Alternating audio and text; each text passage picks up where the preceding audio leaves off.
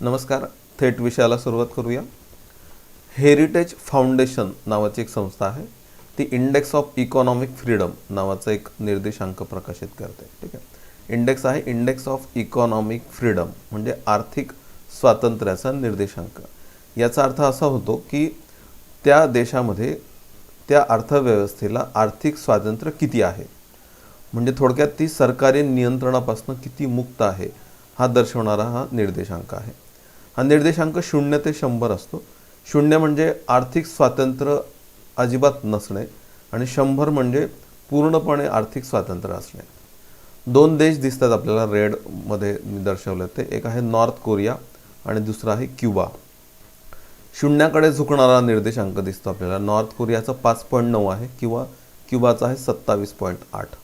म्हणजे असं दिसतं आपल्याला की या दोन देशांमध्ये आर्थिक स्वातंत्र्य नाही आहे. आणि 100कडे झुकणारे दोन देश दिसतात आपल्याला. एक अमेरिका 76.8 आणि हाँगकाँग 90.2 तब्बल. म्हणजे असं दिसतंय की अमेरिका आणि हाँगकाँग इथे त्या अर्थव्यवस्थेला पूर्ण स्वातंत्र्य आहे. ठीक आहे. आणि मग पाचवा देश आपण बघतो भारत. तर भारताचा हा निर्देशांक 55.2 आहे. म्हणजे मध्ये कुठेतरी भारत आपल्याला दिसतोय. हा निर्देशांक आहे आर्थिक स्वातंत्र्याचा. आर्थिक स्वातंत्र्याचा हा निर्देशांक आपण जेव्हा संख्या रेषेवर रेखाटण्याचा प्रयत्न करतो तेव्हा 0पासून आपण 100पर्यंत सुरुवात करूया. आणि हे 5 देश आपण दर्शवण्याचा प्रयत्न केला तर उत्तर कोरिया आणि क्युबा हे आपल्याला लेफ्ट हँड साईडला बसवता येतात, 0कडे झुकणारे. योगायोगाने त्यांना डाव्या अर्थव्यवस्था असंही म्हणता येईल. रादर क्युबा किंवा पूर्वीचा रशिया हे डावी अर्थव्यवस्था दर्शवणारे देश आहेत. आणि हाँगकाँग किंवा अमेरिका हे उजवीकडे बसवता येतात आपल्याला. ठीक आहे. ज्यांचा निर्देशांक 90.2 किंवा 76.8 आहे. आणि भारत मध्ये कुठेतरी बसवता येतो 55.2. तर हे दर्शवण्यासाठी किंवा रादर हे शिकण्यासाठी आपण नवीन काही शब्दांची आज भर करणार आहोत. त्यातला पहिला शब्द आहे आदेशात्मक अर्थव्यवस्था. क्युबा असेल किंवा उत्तर कोरिया असेल किंवा पूर्वीचा रशिया असेल, तिथल्या अर्थव्यवस्था या आदेशात्मक आहेत. याला इंग्लिशमध्ये म्हणतात कमांड इकॉनॉमी. या उलट अमेरिका किंवा हाँगकाँग सारख्या अर्थव्यवस्था आहेत त्या बाजार अर्थव्यवस्था आहेत, म्हणजे मार्केट इकॉनॉमी. आणि भारतासारखे देश हे मध्ये कुठेतरी बसत असतील तर त्यासाठी जो आपण सर्वसाधारण शब्द वापरतो मिश्र अर्थव्यवस्था. म्हणजे आदेशात्मक आणि बाजार अर्थव्यवस्थांचं त्याच्यामध्ये एकत्रीकरण असतं, मिक्सिंग असतं, मिश्र अर्थव्यवस्था. ठीक आहे. तर या 3 शब्दांचा अर्थ आपण इथे टप्प्याटप्प्याने समजून घेणार आहोत. महत्त्वाचा विषय आजचा आहे की आदेशात्मक अर्थव्यवस्था जेव्हा त्या देशांमध्ये असते तर आपण आत्ता बघितलं की आर्थिक स्वातंत्र्य मुळात नसतं. म्हणजे थोडक्यात काय, ही अर्थव्यवस्था सरकारद्वारे नियंत्रित असते. अर्थव्यवस्था नियोजित असते, प्लॅन्ड असते. अशी अर्थव्यवस्थेत प्लॅनिंग करण्यासाठी नियोजन करणारी एखादी केंद्रीय संस्था या अर्थव्यवस्थेमध्ये असते. त्यामुळे आदेशात्मक अर्थव्यवस्थेला आणखी एक शब्द वापरतात, नियोजित अर्थव्यवस्था. अशा अर्थव्यवस्थेमध्ये नियोजन असतं आणि नेमका मुळात तोच आजचा आपला विषय आहे. आपला आजचा विषय आहे आर्थिक नियोजन. ठीक आहे. Economic planning. अर्थशास्त्रातला आजचा मुद्दा आपण बघूया, आर्थिक नियोजन. ठीक आहे. Economic planning. सिलेबसमध्ये पेपर 4 इकॉनॉमिक्समध्ये 2.1 हा जो काही नवीन सिलेबस आहे त्यातला 2.1 मध्ये प्लॅनिंग या अँगलने types and rational planning commission आणि नीती आयोग असे शब्द आपल्याला दिलेले आहेत. म्हणजे नियोजनाचे प्रकार आणि त्यातला किरकोळ फरक आपण नेमका बघणार आहोत.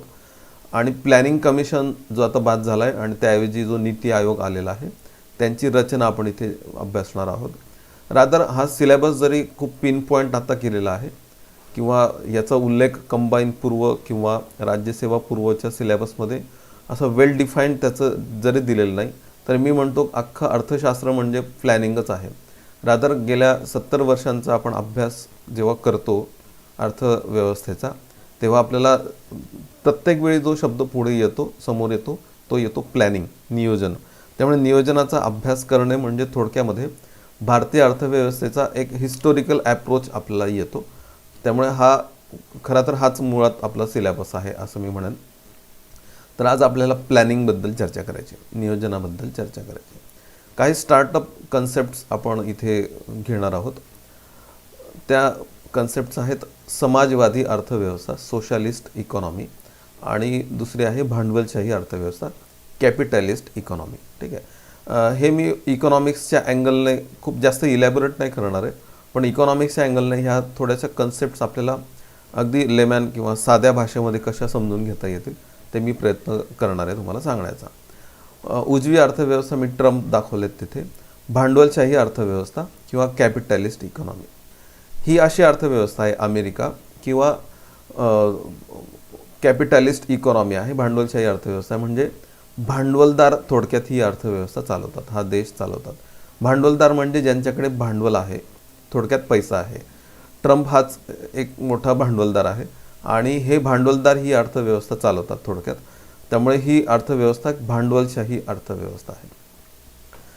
रादर फिडेल कॅस्ट्रो दाखवलेत मी लेफ्ट हँड साईडला. क्युबा आहे बेस्ट एक्झाम्पल त्याचं, किंवा पूर्वीचा रशिया, आता ते नाहीत अर्थातच, पण आपण रिप्रेझेंट करण्यासाठी आपण ते दाखवण्याचा प्रयत्न करूया. तर या देशांमध्ये, क्युबा किंवा रशियासारख्या देशांमध्ये सोशलिस्ट इकॉनॉमी, समाजवादी अर्थव्यवस्था आहे. थोडक्यात समाज हे ते समाजाचं रिप्रेझेंटेशन करतात, समाज ही अर्थव्यवस्था चालवतात, राज्यव्यवस्था चालवतात, आणि तिथे या अर्थव्यवस्थेमध्ये जे काही निर्णय होतात ते समाजाच्या भल्यासाठी, समाज केंद्रित असे निर्णय या अर्थव्यवस्थेत होतात. मी राज्यव्यवस्था अर्थातच सांगत नाही तुम्हाला, मी अर्थव्यवस्था सांगण्याचा प्रयत्न करतो. काही शब्द या अँगलने आपल्याला नवीन काही शिकायचे आहेत इथे. ते शब्द म्हणजे, पहिला शब्द आपण घेऊया नियंत्रित अर्थव्यवस्था, म्हणजे कंट्रोल्ड इकॉनॉमी. ठीक आहे. जेव्हा एखादी अर्थव्यवस्था ही समाजवादी पद्धतीची असते, समाजवादी सोशलिस्ट असते, तेव्हा ती अर्थव्यवस्था नियंत्रित असते, कंट्रोल्ड इकॉनॉमी असते. त्या अर्थव्यवस्थेवर सरकारचं नियंत्रण असतं. त्या अर्थव्यवस्थेमध्ये कोणी किती नफा कमवायचा, त्या अर्थव्यवस्थेमध्ये किमती या नियमित केल्या जातात. त्या अर्थव्यवस्थेमध्ये कर रचना अशी असते की ती अर्थव्यवस्थेला जास्तीत जास्त ड्रेन करून देणारी असते, सरकारला ड्रेन करून देणारी असते. सरकार तो पैसा गोळा करून अर्थव्यवस्थेवर खर्च करेल या उद्देशाने सरकारने त्या अर्थव्यवस्थेवर प्रचंड ताबा मिळवलेला असतो, नियंत्रण मिळवलेलं असतं. अशा अर्थव्यवस्थेमध्ये अशा वस्तू बनतात ज्या समाजाला उपकारक आहेत, समाजाला आवश्यक आहेत. नफा केंद्रित इथे काही बनत नाही, इथे जे बनतं ते समाजाला आवश्यक असंच बनतं. रादर कंट्रोल्ड इकॉनॉमी असताना लोकांना प्रेरित केलं जातं की अशा अर्थव्यवस्थेमध्ये लोकांना आवश्यक अशा वस्तू तयार कराव्यात, आणि लोक तयार करत नसतील, उद्योग तयार करत नसतील, तर अशा अर्थव्यवस्थेत स्वतः सरकार त्या वस्तू आणि सेवा बनवायला लागतं. तर अर्थव्यवस्था नियंत्रित असते. या उलट आपण जेव्हा एखादी भांडवलशाही अर्थव्यवस्था विचारात घेतो तर तिथली अर्थव्यवस्था ही मुक्त असते, फ्री इकॉनॉमी असते. कुठलेच धागेदोरे इथे आपल्याला दिसत नाहीत. ही अर्थव्यवस्था मुक्त, तिला हवं तसं तिला चालता येतं, तिला हवा तितका नफा कमवता येतो. इथे कराचे दर कमी असतात, तुम्ही उत्पन्न कमावून कितीही श्रीमंत होण्याची तुम्हाला परवानगी असते, आणि नफा केंद्रित ही अर्थव्यवस्था असते. कारण नफा कमवणारे जे भांडवलदार असतात तेच ही अर्थव्यवस्था चालवत असतात, तीच ही राज्यव्यवस्था चालवत असतात. त्यामुळे अशी अर्थव्यवस्था ही फ्री इकॉनॉमी असते, मुक्त अर्थव्यवस्था असते. इथे अर्थव्यवस्थेवर सरकारचं नियंत्रण जवळपास नसतंच. किमती असतील तर त्यांना हवं तसं उतरचढ त्याच्यामध्ये होऊ देण्यास परवानगी असते, नफा कमवण्यासाठी परवानगी असते. रादर खाजगी यंत्रणा ही कशी विकसित होईल यासाठी इथे प्रयत्न केले जातात. तर मुक्त अर्थव्यवस्था, आणखी एक शब्द पुस्तकांमध्ये सापडतो आपल्याला, तो आहे लॅसेस फेअरी, म्हणजे मुक्त अर्थव्यवस्था भांडवलशाही अर्थव्यवस्थांमध्ये असते. ठीक आहे. रिपीट करतो. लेफ्ट हँड साईड डावी अर्थव्यवस्था समाजवादी नियंत्रित, उजवी अर्थव्यवस्था भांडवलशाही मुक्त, फ्री इकॉनॉमी. आणखी काही शब्द ॲड करतो. समाजवादी अर्थव्यवस्था ही आदेशात्मक असते, कमांड इकॉनॉमी असते. ठीक आहे. कमांड म्हणजे तिथे काय बनेल हे सरकार ठरवत असतं. रादर संपूर्ण अर्थव्यवस्थेवर सरकारचं नियंत्रण असतं. सरकार आदेश देतं काय बनवायचं अर्थव्यवस्थेमध्ये, आणि तो आदेश रादर अर्थव्यवस्थेमध्ये असं त्याचं सिग्नल जात असतो की आदेश म्हणून सरकारच तिथे उत्पादनाचे स्रोत नियंत्रित करत असते. तर शब्द आहे आदेशात्मक अर्थव्यवस्था, कमांड इकॉनॉमी. या शब्दाकडेच आपल्याला जायचं होतं नेमकं. आदेशात्मक अर्थव्यवस्था. या उलट आपण जेव्हा भांडवलशाही अर्थव्यवस्थेबद्दल बोलतो तिथे आपल्याला बोलायला लागतं शब्द आहे मार्केट इकॉनॉमी, बाजार अर्थव्यवस्था. म्हणजे तिथे आपल्याला ट्रॅफिक पोलीस दाखवलं समजा आपण, आणि ट्रॅफिक म्हणजे अर्थव्यवस्था, अर्थव्यवस्थेतले प्रवाह. तर हा पोलीस मागे हात धरून उभा आहे, तो काहीच नियंत्रित करत नाही आहे तिथे. ज्याला हवं तसं त्याने तिथे गाडी चालवायची आणि हवं तिकडे जायचं आहे, हव्या त्या गतीने जायचं आहे, हव्या त्या स्पीडने जायचं आहे. अर्थव्यवस्थेवर नियंत्रण नाही आहे. त्यामुळे या मुक्त अर्थव्यवस्थेला बाजार अर्थव्यवस्था, मार्केट इकॉनॉमी असं म्हटलं जातं. ठीक आहे. तर नवीन शब्द सापडले आपल्याला. समाजवादी, सोशलिस्टसाठी आणखी एक शब्द वापरतात आदेशात्मक, कमांड, आणि बाजारसाठी मार्केट इकॉनॉमी म्हणजेच भांडवलशाही अर्थव्यवस्था. थोडं आणखी एक शब्द ॲड करण्याचा प्रयत्न करतो. इथे थेटच आदेश आहे म्हणून या आदेशाला आणखी एक इंग्लिश खूप सुंदर शब्द आहे, इम्पेरेटिव्ह. म्हणजे थेट आदेशच देणे. म्हणजे कमांड इकॉनॉमीचा आणखी एक प्रकार आहे इम्पेरेटिव्ह, म्हणजे आदेशात्मक, पूर्ण आदेशात्मक. आणि त्याला एक सॉफ्ट वर्ड आपल्याला आणखी असं देता येतो. तो सॉफ्ट वर्ड आहे थोडासा सूचकात्मक, म्हणजे इंडिकेटिव्ह. म्हणजे थेट आदेश न देता एखादी अर्थव्यवस्था अशी असू शकते की ती पूर्णपणे कमांड न देता किंवा पूर्णपणे इम्पेरेटिव्ह न होता थोडीशी सूचना देणारी असू शकते, इंडिकेटिव्ह असू शकते. उदाहरणार्थ समजा एखादा उद्योग आहे आणि तो उद्योग व्हॅक्सिन्स बनवतो. आता व्हॅक्सिन्स जोरात आहेत सध्या. तो व्हॅक्सिन्स बनवतो. तर आदेशात्मक अर्थव्यवस्थेमध्ये असं असतं की स्वतः सरकार तो व्हॅक्सिन बनवणारा जो प्रकल्प आहे तो हातात घेतं किंवा स्वतःच व्हॅक्सिन्स बनवण्यासाठीचा उद्योग स्वतः स्थापन करतं. ते आहे इम्पेरेटिव्ह इकॉनॉमी. पण इंडिकेटिव्हमध्ये असं असतं की सरकार स्वतः कदाचित व्हॅक्सिन्स बनवणार नाही, पण व्हॅक्सिन्स बनवणारे जो उद्योग असेल तिला ती प्रेरणा देईल, चालना देईल. कसं की त्याने व्हॅक्सिन्स बनवले तर तिला कदाचित मग निगम कर, कंपनी कर भरायला लागणार नाही, किंवा जर तिने व्हॅक्सिन्स बनवले तर तिला सबसिडी मिळेल. या पद्धतीने तिला प्रोत्साहन देत असते. तर अशा अर्थव्यवस्थेला सूचकात्मक अर्थव्यवस्था म्हणता येतं, इंडिकेटिव्ह. थोडा सॉफ्ट झालं आहे कमांड इकॉनॉमी इंडिकेटिव्हमध्ये, म्हणजे थोडं आपण उजवीकडे झुकतोय असं आपल्याला म्हणता येईल. ठीक आहे. तर पूर्णपणे डावीकडे झुकणे म्हणजे इम्पेरेटिव्ह, आणि पूर्णपणे उजवीकडे झुकणे याला आपण मार्केट इकॉनॉमी असं म्हणतो. तर हे प्रकार आहेत. हे पॅरलल, सगळे एकमेकांशी पॅरलल वापरले जातात. जेव्हा आपण फ्री इकॉनॉमी बोलतो तेव्हा आपण भांडवलशाही अर्थव्यवस्थेबद्दल बोलत असतो. जेव्हा आपण मार्केट इकॉनॉमी बोलतो तेव्हा पण आपण कॅपिटलिस्ट इकॉनॉमीबद्दल बोलत असतो. जेव्हा आपण सोशलिस्ट इकॉनॉमीबद्दल बोलतो तेव्हा नेमकं आपण कमांड इकॉनॉमी किंवा इम्पेरेटिव्ह इकॉनॉमी किंवा नियोजित म्हणजे प्लॅनड इकॉनॉमी असे शब्द त्याच्यामध्ये वापरत असतो. त्यामुळे हे लेफ्ट हँड साईडचे शब्द आहेत आणि हे राईट हँड साईडचे शब्द आहेत. तर ह्या थोडासा फरक लक्षात राहू द्या. एक साधासा प्रश्न घेता येईल नेमकं याच्यावर काय विचारतात ते. MPSC मेन्स पेपर 4 2013चा प्रश्न आहे.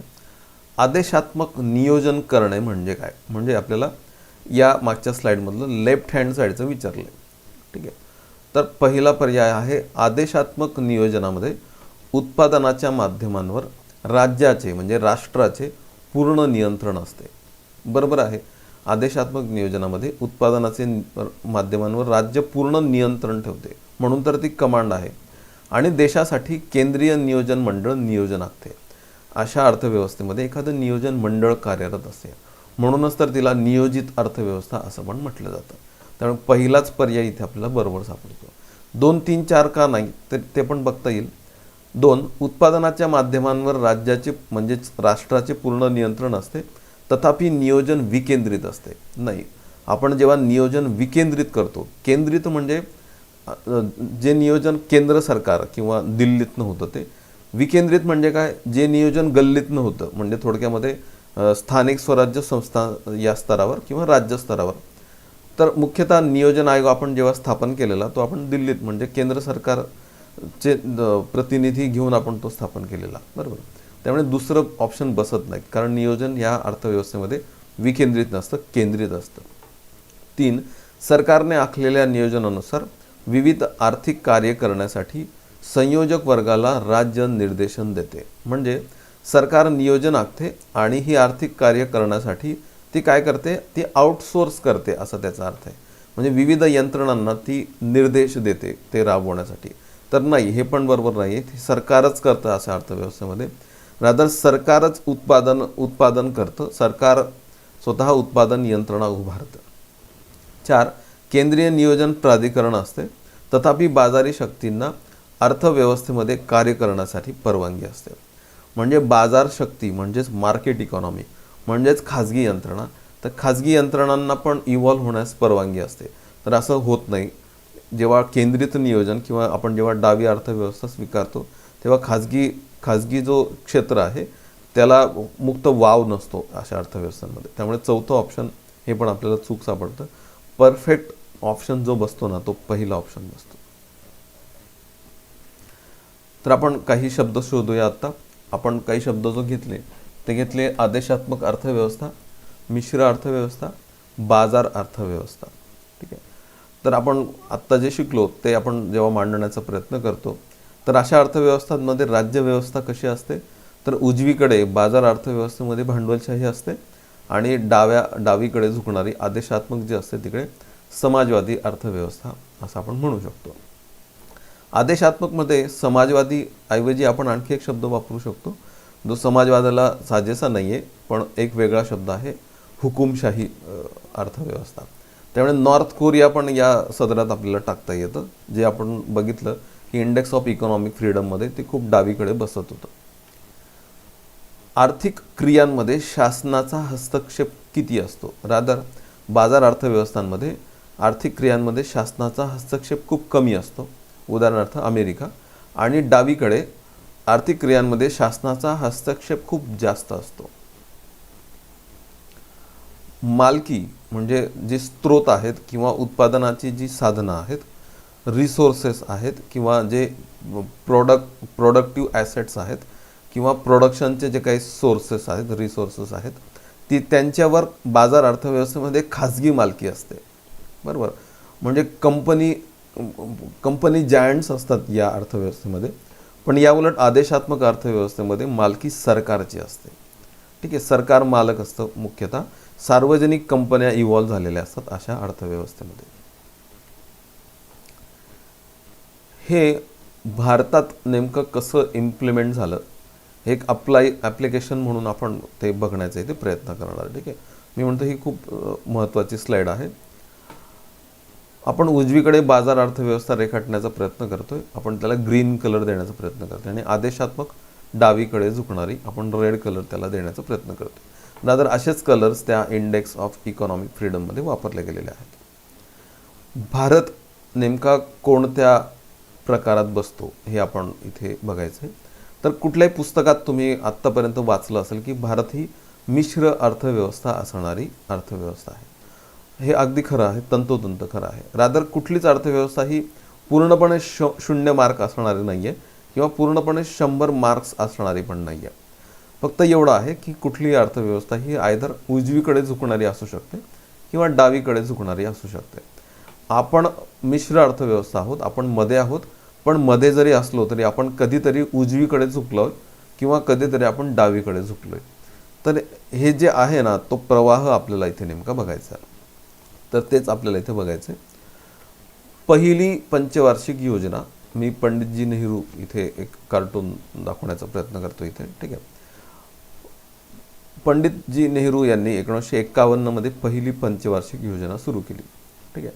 त्याआधी 1950 मध्ये नियोजन आयोग स्थापन केला आणि त्याआधी 1948 मध्ये पहिलं औद्योगिक धोरण जाहीर केलं.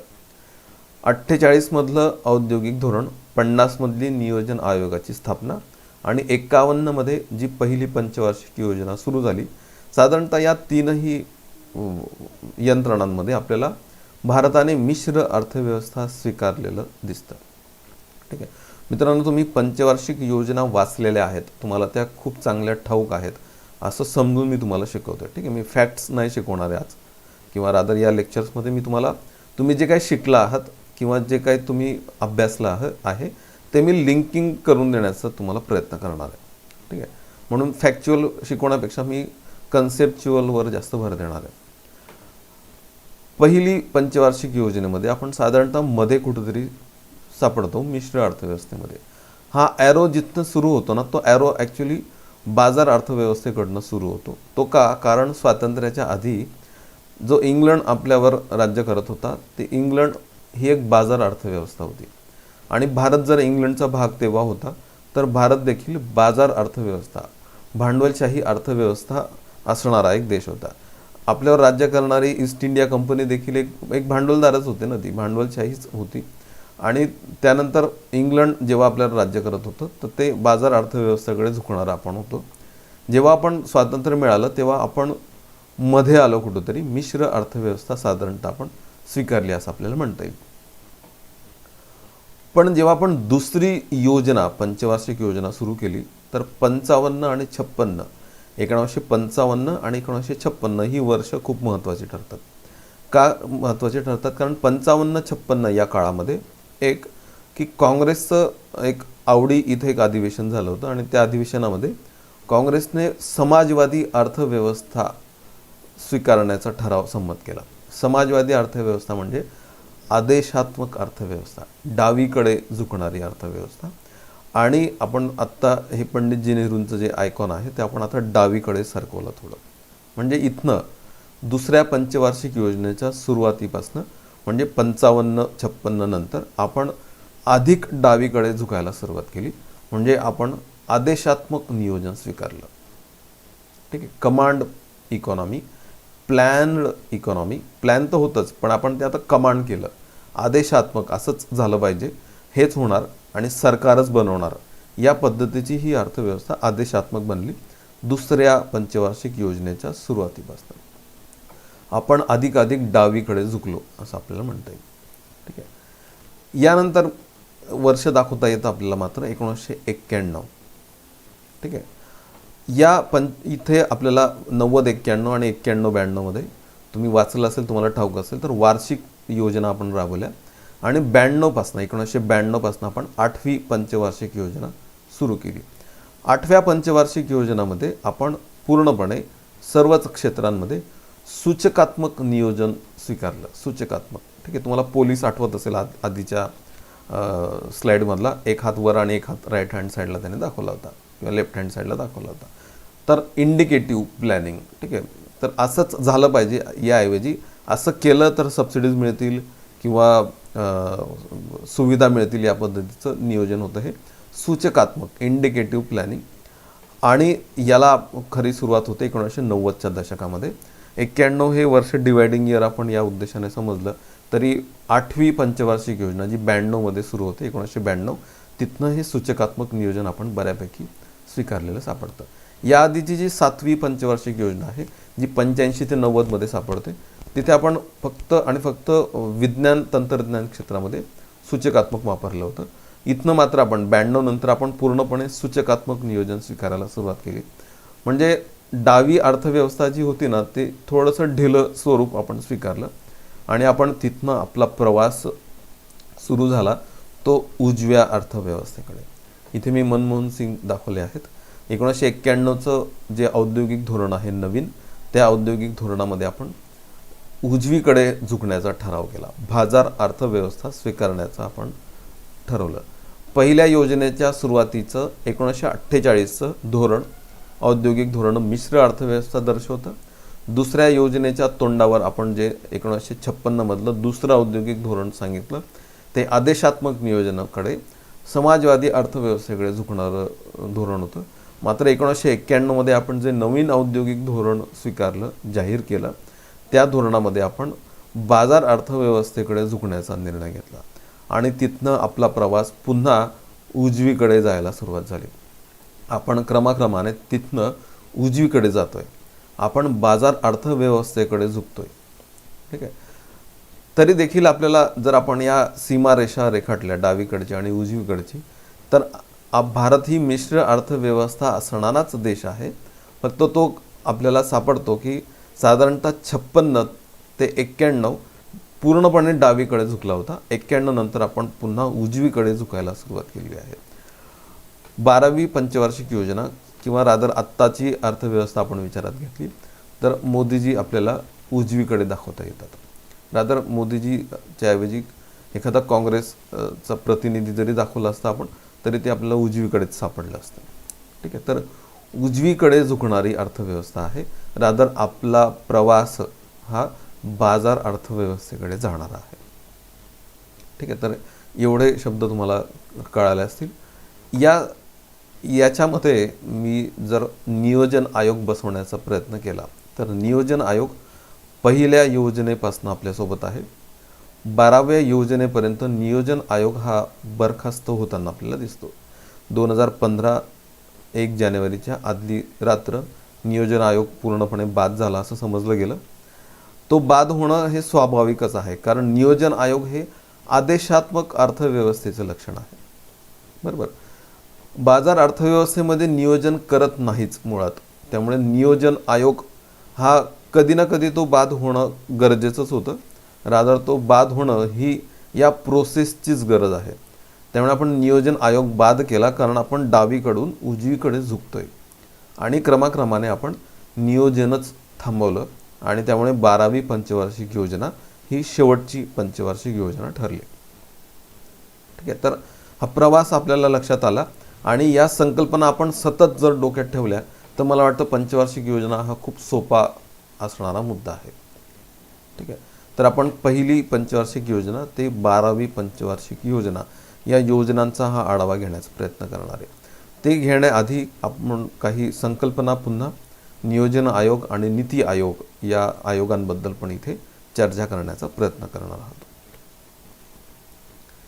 हा नियोजनाचा प्रवास आपण जो सुरुवात होते नियोजनाच्या प्रवासाची ते 51-52 पासून होते. ठीक आहे, 1951-52. आणि इथे मी काही आणखी पंचवार्षिक योजना कशा राबवल्या गेल्या ते इथे मांडण्याचा प्रयत्न केला आहे. ते आपण आत्ता टप्प्याटप्प्याने बघणारच आहोत, तर तुम्ही ते समजून सांगेलच. पण 51-52मध्ये आपल्याला जी सुरुवात सापडते ती नियोजनाची. पंडित नेहरू आपल्याला दिसत आहेत आणि ते एका धरणाचीच मुहूर्तमेढ करत आहेत, रादर त्याचं उद्घाटन करतात. आणि हे खरं नियोजनाचं खूप सुंदर चित्र. इथनं आपण नियोजनाच्या प्रवासाला सुरुवात करतो 51-52 पासून. 51-52 पासून आपण हे जे काही नियोजन करायला सुरुवात केलेलं ते शिकण्याआधी आपल्याला त्यामागची पार्श्वभूमी पण थोडीशी बघता येते. आपल्याला थोडं आणखी आधी काय झालं ते त्याच्याबद्दल पण चर्चा करता येईल. तर स्वातंत्र्य समजा मी इथे 1947मध्ये मिळालं असं समजलं, तर त्याआधीची काही वर्ष ती नियोजनाच्या बाबतीमध्ये महत्त्वाची ठरतात. तर त्यांचा उल्लेख करण्याचा इथे प्रयत्न करतो. त्यातलं एक वर्ष घेऊया आपण. त्यातली सुरुवात होते 1934 या वर्षापासून. 1934मध्ये एम विश्वेश्वरय्या, ठीक आहे, त्यांच्याबद्दल खूप सांगण्याची गरजच नाही, या एका मोठ्या इंजिनियरने एक पुस्तक प्रकाशित केलेलं या काळामध्ये, प्लॅन इकॉनॉमी फॉर इंडिया. ठीक आहे, की अर्थव्यवस्थेचा या भारताचा अर्थव्यवस्थेचा विकास करायचा असेल तर तो प्लॅन पद्धतीने केला पाहिजे, हे सर्वप्रथम त्यांनी मांडलेलं विश्वेश्वरय्या यांनी. आणि त्यांनी यासाठी जी प्लॅनिंग केलं मांडलं त्याला विश्वेश्वरय्या योजना असं म्हटलं जातं. त्यांनी इंडस्ट्रियलायझेशन औद्योगिकीकरणावर भर दिला मुख्यतः. त्यांनी बघितलं की पाश्चिमात्य देशांचं प्रगती ही उद्योगामुळे झालेली ना, औद्योगिकीकरणामुळे. ग्रेट डायव्हर्जन्स आपण आदल्या लेक्चरमध्ये बघितलं आहे, ते औद्योगिकीकरणामुळेच शक्य झालेलं.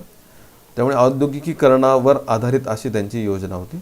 याच्यामध्ये ते म्हणतात की इंडस्ट्रियलाइज ऑर पेरिश, म्हणजे तुम्ही औद्योगिकीकरण करा आणि ते करता आलं नाही तर तुम्ही नष्ट व्हाल किंवा नष्ट व्हा, हा प्रसिद्ध त्यांचं वाक्य आहे. यानंतर आपल्याला वर्ष सापडतं ते पुन्हा 1934च. फिक्की नावाची जी संस्था आहे, federation of Indian chambers of commerce and industry, ठीक आहे, म्हणजे जे निरनिराळे उद्योग आहेत वाणिज्य क्षेत्रातले त्यांची मिळून ही संघटना आहे. या संघटनेने पण एक जी योजना मांडलेली याच 1934मध्ये, त्या योजनेला फिक्की योजना असं म्हटलं जातं. या योजनेने किंवा या संस्थेने मुक्त अर्थव्यवस्थेला विरोध केला. मुक्त अर्थव्यवस्था म्हणजे उजवीकडची, म्हणजे भांडवलशाही अर्थव्यवस्था. खरं तर भांडवलदारांची ही संघटना आहे, पण जो साम्राज्यवाद आहे त्या साम्राज्यवादाला विरोध करण्यासाठी या संघटनेने मुक्त अर्थव्यवस्थेला विरोध केला. म्हणजे हे पण एक नेमकं कौतुक करण्यासारखंच आहे. आणि यांनी देखील गरज बोलून दाखवली राष्ट्रीय नियोजनाची. ते म्हटले की राष्ट्रीय नियोजन करायचं असेल तर एखादा आयोग स्थापन करता येऊ शकतो. राष्ट्रीय नियोजन आयोगाची गरज त्यांनी बोलून दाखवली. त्यानंतर आपण 1938मध्ये येतो. 1938मध्ये माहिती आपल्याला काँग्रेसचं हरिपुरा अधिवेशन झालं. या काँग्रेसच्या अधिवेशनामध्ये सुभाषचंद्र बोस अर्थातच अध्यक्ष होते या अधिवेशनाचे. काँग्रेस योजना मांडली या अधिवेशनामध्ये. काँग्रेस योजना ही नियोजनाशी संबंधित होती. या योजनेमध्ये एखाद्या राष्ट्रीय नियोजन समितीची निर्मिती करण्याची शिफारस करण्यात आली आणि ती या अधिवेशनात झाली देखील. आणि पंडित नेहरू या पहिल्या राष्ट्रीय नियोजन समितीचे अध्यक्ष ठरले. आणि जेव्हा स्वातंत्र्य मिळेल तेव्हा नेमकं नियोजन कसं करता येईल अर्थव्यवस्थेमध्ये हे सुचवणारी ही समिती होती. योगायोगाने या समितीचेच अध्यक्ष पुढे नियोजन आयोगाचे अध्यक्ष ठरले. ठीक आहे. तर काँग्रेस प्लॅन म्हणतात त्याला. काँग्रेसने त्यांच्या हरिपुरा अधिवेशनामध्ये मांडलेला हा प्लॅन होता. त्यानंतर वर्ष येतं 1944. 1944मध्ये मुंबईमधले 8 उद्योगपती, ठीक आहे, हे उद्योगपती आहेत JRD टाटा, बिर्ला, अर्देशीर दलाल, लाला श्रीराम, कस्तुरभाई लालभाई, अर्देशीर दरबशॉ श्रॉफ, पुरुषोत्तम दास ठाकूरदास आणि जॉन मथाई. तर या 8 उद्योगपतींनी एक प्लॅन मांडलेला. त्या प्लॅनला बॉम्बे प्लॅन असं म्हटलं जातं. मुंबई योजना नावाची योजना हे जे काही इंडस्ट्रियलिस्ट होते त्यांनी मांडलेली. त्यांनी या योजनेमध्ये तीव्र औद्योगिकीकरण सुचवलं, जसं विश्वेश्वरय्या यांनी सुचवलं तसं. आणि तीव्र औद्योगिकीकरण केला तर त्या आधारावर अर्थव्यवस्थेचा व्यापार आणि विकासाच्या अँगलने किंवा दृष्टीने अर्थव्यवस्थेचा विकास करता येईल असं ते म्हटले. औद्योगिकीकरण करताना मोठेच नाही तर लघु उद्योगांचा पण विकास केला पाहिजे. आणि एकूणच अर्थव्यवस्थेमध्ये समानता प्रस्थापित करण्यासाठी एक ऑड पॉईंट पण मांडलेला त्यांनी, जमीन सुधारणा, लँड रिफॉर्म्स. भारतात तुम्हाला माहिती की जमीनदारी पद्धत होती ती निघून गेली पाहिजे आणि ग्रामीण भागामध्ये समानता प्रस्थापित झाली पाहिजे, म्हणून जमीन सुधारणा पण त्यांनी सुचवल्या. पण हे खूप गौण आहे. तिथे त्यांनी जे मुख्य पॉईंट मांडलेला आहे तो आहे तीव्र औद्योगिकीकरणाचा, की तीव्र औद्योगिकीकरण झालं पाहिजे तरच ही अर्थव्यवस्था फिरणार. हा प्लॅन आहे बॉम्बे प्लॅन. ठीक आहे, मुंबई योजना. पुन्हा 1944मध्ये श्रीमान नारायण अग्रवाल हे एक गांधीवादी व्यक्ती आहेत. त्यांनी एक गांधीयन प्लॅन मांडला. ठीक आहे, द गांधीयन प्लॅन हे त्यांचं पुस्तक पण आहे प्रसिद्ध. त्यांच्या योजनेला गांधीयन प्लॅन, गांधी योजना म्हटलं जातं. त्यांनी ग्रामीण विकास, कुटीर आणि लघु उद्योग आणि कृषी अर्थव्यवस्थेवर सर्वाधिक लक्ष केंद्रित केलं. आणि केंद्रीकरणापेक्षा त्यांनी विकेंद्रीकरण, आर्थिक विकेंद्रीकरणावर जास्त भर दिला. ठीक आहे. तर श्रीमान नारायण अग्रवाल यांनी मांडलेला या प्लॅनला गांधीयन प्लॅन असं म्हटलं जातं. म्हणजे एक्झॅक्ट बॉम्बे प्लॅनच्या साधारणतः विरुद्ध किंवा उलट दिसतं आपल्याला गांधीयन प्लॅनमध्ये. 1945मध्ये मानवेंद्रनाथ रॉय, ठीक आहे, यांनी जी प्लॅन मांडलेला त्याला नंतर जनता योजना, पीपल्स प्लॅन असं म्हटलं जाऊ लागलं. पुन्हा डावीकडे झुकणारं हे त्यांचा प्लॅन आहे.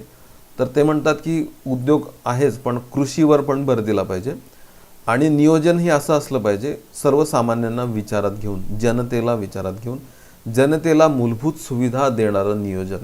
तुम्ही फक्त औद्योगिकीकरण कराल आणि उद्योगांना प्रोत्साहन द्या. खरं तर नियोजनाला महत्त्व दिलं पाहिजे. ते बेसिक अम्युनिटीज लोकांना पुरवणारं जनतेसाठीचं प्लॅनिंग, अशी संकल्पना मानवेंद्रनाथ रॉय यांनी मांडलेली. त्यामुळे त्यांच्या प्लॅनिंगला जनता योजना, पीपल्स प्लॅन असं म्हणतात. राधा त्यांनी हा प्लॅन मांडताना 10 वर्षाचा एक प्लॅन पण सुचवलेला, 10 years पीपल्स प्लॅन असं त्याला म्हटलं जातं. स्वातंत्र्यानंतर देखील 1950मध्ये जयप्रकाश नारायण यांनी पण एक प्लॅन मांडलेला, त्याला सर्वोदय योजना असं म्हटलं जातं. ठीक आहे, सर्वोदय योजना. ते पण गांधीयन किंवा मानवेंद्रनाथ रॉय याच पठडीत बसणारं ते नियोजन आहे. आर्थिक विकेंद्रीकरण, आणि तेही सुचवतात की लघु आणि कुटीर उद्योग, कृषी क्षेत्र, नंतर ह्या ग्रामीण भागातली जी लोकं आहेत ती स्वयंपूर्ण एक गाव निर्माण होऊन ती स्वावलंबन झाली पाहिजे आणि जमीन सुधारणा लँड रिफॉर्म्सला पण त्यांनी प्राधान्य दिलं. सर्वोदय योजना नावाने ही योजना प्रसिद्ध आहे. तर 50मध्ये नियोजन आयोग स्थापन झाला आणि 51 नंतर प्लॅनिंग सुरू पण झालं. पण त्या प्लॅनिंगवर नक्कीच या योजनांनी काही ना काही परिणाम नक्कीच केलेला आहे. रादर त्यांनी विचार करताना पण हे सगळे प्लॅनिंग समोर ठेवलेले असणारच आहेत आणि त्यामध्ये एक सुवर्ण मध्य साधून प्लॅनिंग सुरू झालेलं असणार आहे. काही प्रश्न आपल्याला बघता येतात विचारलेल्या आयोगाने. MPSC मेन्स पेपर 4 2015चा प्रश्न आहे. भारतात आर्थिक नियोजन शिस्तबद्ध पद्धतीने रुजावे यासाठी सर्वप्रथम प्रयत्नात येतात. श्री M.N. रॉय यांचे पुस्तक plan economy for India. M.N. Roy म्हणजे मानवेंद्रनाथ रॉय. तर नाही, मानवेंद्रनाथ रॉय यांचं नाही ते पुस्तक ना, प्लॅन इकॉनॉमी फॉर इंडिया ते विश्वेश्वरय्यांचं आहे. म्हणजे बी ॲक्च्युली बसलं आणि बी विधान दिलं आहे विश्वेश्वरय्या यांचे 10 इयर पीपल्स प्लॅन. तर नेमका पीपल्स प्लॅनच M.N. रॉय यांनी मांडलेलं. म्हणजे एक ते त्यांनी उलट करून टाकले बरोबर. आणि योग्य काय विचारलं तर एकही योग्य नाही आहे. दोन्ही विधानं चुकलेले आहेत, क्रिस क्रॉस झालं आहे. चौथा पर्याय आपल्याला निवडायला लागतो की बरोबर काय आहे, योग्य काय आहे. तर एकही नाही, म्हणून चौथा ऑप्शन निवडायला लागतो. किंवा आणखी एक प्रश्न बघता येतो आपल्याला. STI मेन्स 2014चा प्रश्न आहे. भारतातील 8 अग्रगण्य उद्योगपतींनी 1950च्या दशकात तयार केलेल्या, खरं तर 1940चं दशक आहे ते, दशकात तयार केलेल्या आर्थिक विकासाच्या योजनेस टिंबटिंब असे म्हणतात. तर बॉम्बे प्लॅन म्हणतात त्याला किंवा मुंबई योजना असं आपण त्याला आता म्हणतो. तर बॉम्बे प्लॅन सुचवलेला त्यांनी बरोबर तीव्र औद्योगिकीकरण करण्याचा. तर पहिला पर्याय आपल्याला इथे निवडायला लागतो. ओके. तर हे जे काय आधीच्या नियोजन किंवा योजना सुचवणारे जे काही विविध अहवाल किंवा पुस्तकं आहेत त्यांनी नक्कीच नियोजनावर परिणाम केलेला. तर आपण सुरुवात करतो 51-52 पासून. ठीक आहे. नियोजन आयोग हे प्लॅनिंग करत होतं आणि आपण खरं तर येऊन थांबतो ते स्तरापर्यंत, नियोजनाच्या स्तरापर्यंत. नियोजनाचे स्तर आपण इथे बघूया आता की प्लॅनिंग कुठल्या कुठल्या लेवल्सवर करता येऊ शकतं, त्याचे स्तर आपण इथे शोधण्याचा प्रयत्न करूया. ठीक आहे. तर स्तर कुठले कुठले आहेत तर आपण राष्ट्रीय स्तरावर नियोजन करू शकतो, नॅशनल लेवल प्लॅनिंग, किंवा स्टेट लेवल प्लॅनिंग पण आहे. राज्य स्तरावर आपण नियोजन करू शकतो. जिल्हा स्तर, तालुका स्तर म्हणजे ब्लॉक लेवल प्लॅनिंग आणि ग्राम स्तर विलेज लेवल प्लॅनिंग आपण करू शकतो. 3 स्तर पण समजता येतात. समजा नॅशनल, केंद्रीय, स्टेट, राज्य आणि खालचे जे आहेत ते स्थानिक स्वराज्य संस्थांवरचे विकेंद्रीकृत असे स्तर, त्यांना आपण एकत्र पण घालू शकतो. डिस्ट्रिक्ट, ब्लॉक आणि विलेज स्तरावरचं स्थानिक नियोजन, स्थानिक. ठीक आहे. म्हणजे राष्ट्रीय, राज्य आणि स्थानिक असे 3 स्तर पण मांडू शकतो आपण. आपण स्थानिकला आणखी 3 मध्ये आणखी इव्हॉल्व केलं आहे, डिस्ट्रिक्ट, ब्लॉक आणि विलेज. ठीक आहे. तर प्लॅनिंग नॅशनल लेवलचं असू शकतं. नॅशनल लेवल प्लॅनिंगचं बेस्ट एक्झाम्पल जर घेतलं आपण तर ते आहे रशियामधलं, पूर्वी जेव्हा सोव्हिएत रशिया होता तेव्हाचं तिथलं असणारं प्लॅनिंग. ठीक आहे. नॅशनल लेवल प्लॅनिंग, तिथे पण स्टॅलिन दिसतात आपल्याला आणि तिथे पण 5-5 वर्षांच्या योजना राबवल्या गेल्या, पंचवार्षिक योजना राबवल्या गेल्या. त्यासाठी तिथे देखील, रशियामध्ये देखील नियोजन आयोगासारखी एक यंत्रणा उभारली गेली होती आणि ही यंत्रणा हे प्लॅनिंग बघत होती. ही यंत्रणा मॉस्कोमधनं काम करत होती. नॅशनल लेवल, केंद्र स्तरावरचं नियोजन दर्शवणारी हे प्लॅनिंग आहे. याच पद्धतीचं प्लॅनिंग भारताने उचललं आणि भारतामध्ये जे काही हे प्लॅनिंग झालेलं ते मग दिल्लीमधनं व्हायला लागलं. दिल्लीमध्ये कार्यरत असणारा हा नियोजन आयोग. त्यामुळे भारतातलं 1951मध्ये सुरू झालेलं हे जे काही प्लॅनिंग आहे ते पण नॅशनल लेवल प्लॅनिंग आहे आणि ही प्रेरणा आपण पूर्णपणे रशियाकडून उचललेली आहे.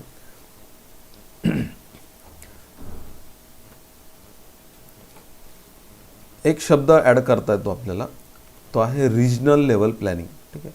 प्रादेशिक स्तरावरचं नियोजन, रिजनल लेवल प्लॅनिंग. प्रदेश, एक असा प्रदेश विचारात घ्यायचा ज्या प्रदेशाचं पण प्लॅन करून विकास करता येऊ शकतो. उदाहरणार्थ समजा आपण प्रदेशच विचारात घेतला तर मग विदर्भ आहे, मराठवाडा आहे, किंवा समजा आपण आणखी तेलंगण जेव्हा राज्य नव्हतं तेव्हा तेलंगण हा प्रदेश आपण समजत होतो, किंवा आपण नक्षलग्रस्त भाग याला आपण प्रदेश म्हटलं तर त्याचाही एक विकास आपल्याला नियोजन पद्धतीने करता येऊ शकतो. किंवा एखादं पाणलोट क्षेत्र आपण घेतलं विचारामध्ये, तर त्या रिजनचा पण आपण विकास करू शकतो. याला म्हणायचं रिजनल लेव्हल प्लॅनिंग. ठीक आहे. आणि याचं बेस्ट एक्झाम्पल हे अमेरिकेत सापडतं आपल्याला. अमेरिकेमध्ये जे टेनेसी खोरं आहे, इथे फोटो दिसतं आपल्याला या खोऱ्याचा. हे जे काही खोरं आहे तर त्यांनी धरण बनवून तिथलं पाणी अडवलं. तिथल्या या पूर्णपणे कृषी आधारित या अर्थव्यवस्थेचा विकास करायला सुरुवात केली. त्यावर आधारित उद्योग उभारायला लागले आणि उद्योग क्षेत्राचा विकास केला आणि एक मॉडेल त्यांनी विकसित केलं त्या क्षेत्रासाठीचं. त्याला म्हणतात टेनेसी खोरे योजना प्लॅनिंग. तर रिजनल लेवल प्लॅनिंगचं हे बेस्ट एक्झाम्पल. हे एक्झाम्पल आपण उचललेलं नाही आहे ॲज सच. का उचललं नाही? कारण आपण रिजनल लेवल प्लॅनिंग नाही करत ॲज सच भारतामध्ये. रिजनल लेवल प्लॅनिंगसाठी अशी स्वतंत्र कुठलं प्लॅनिंग नाही केलेलं आपण, असं वेगळं काढून नाही केलेलं.